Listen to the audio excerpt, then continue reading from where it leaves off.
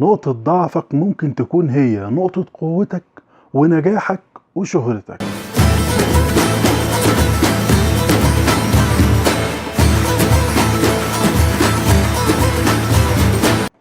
كان في سيدة أمريكية لاحظت على ابنها إن هو بيبربش بعينه لفترات طويلة وباستمرار، فاعتقدت إن في حباية رملة دخلت في عينه وما اهتمتش بالموضوع. لكن تاني يوم لقت إن ابنها بيعمل نفس الحركات ولسه بيبربش باستمرار، فقررت إن هي تاخد ابنها وتروح تكشف عليه. وبعد ما الدكتور كشف على ابنها خرج وبلغها إن ابنها مصاب بمرض اسمه تيكس، وان الاطفال في عمر 12 سنة معرضين ان هم يتصابوا بالمرض ده، فانا هكتب لابنك على علاج هيقلل الحركات دي شوية لكن مش هيخفيها. الام لما عرفت كده زعلت جدا، لكن استمرت في الحياة العادية هي وابنها.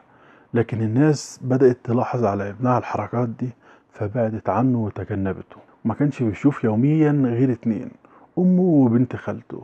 الموضوع فضل معاه لفترة طويلة وفضل متجنب الناس، لحد لما في يوم جت بنت خالته وقالت له أنا نجحت في المدرسة وهم هيعملوا حفلة يكرموني فيها، فأنت لازم تحضر الحفلة دي. رفض تماما وقال لها لا أنا مش هقدر أحضر الحفلة دي، أنا مش عاوز أكون سخرية للناس. فقالت له لا لازم تحضر، لو أنت ما حضرتش أنا كمان مش هحضر.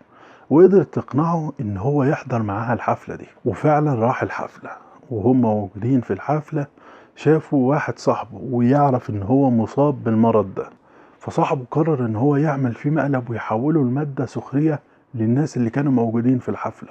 فراح له وقال له ايه رأيك ان انت تطلع على المسرح وتعمل سكتش كوميدي قدام الناس وانا هصورك بالكاميرا بتاعتي. رد وقال له دي فكرة جميلة جدا، انا هطلع على المسرح وهعمل سكتش قدام الناس. فعلا طلع على المسرح وقال للناس انا هقدم دلوقتي سكتش كوميدي، وفعلا بدأ يقدم السكتش كوميدي، والناس لاحظت ان هو بيعمل حركات غريبة بوشه وبعينيه، والناس اللي كانت بتتفرج ما تعرفش ان هو اصلا مصاب بمرض هو اللي بيخليه يعمل الحركات دي لا اراديا. قدر ان هو يبسط الناس ويخليهم سعداء رغم ان هم كانوا مستغربين ازاي هو قدر يعمل الحركات دي بوشه. وفضلت الناس تتكلم عنه في المدينة اللي هو منها وبتقول ان هو كان اقوى فقرة موجودة في الحفلة واجمل شيء كان موجود. امه كانت موجودة في الحفلة وشافت ابنها بيعمل الحركات دي واعجاب الناس بيه وكلامهم اللي خلى امه فخورة.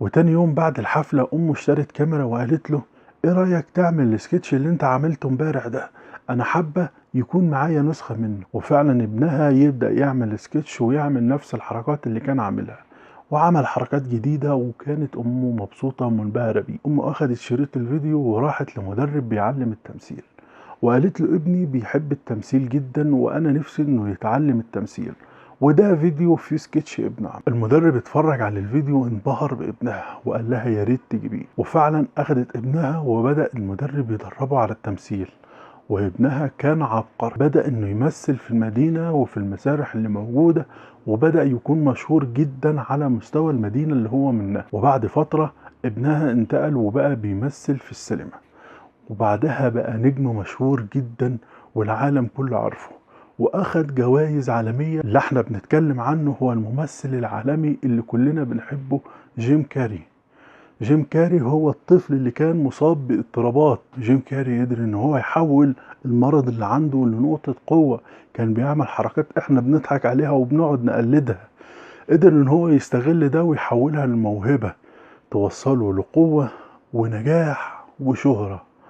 ممكن تكون نقطة ضعفك هي نقطة قوتك، إياك تآمن بكلام الناس لأنه هيهدمك. سلام عليكم.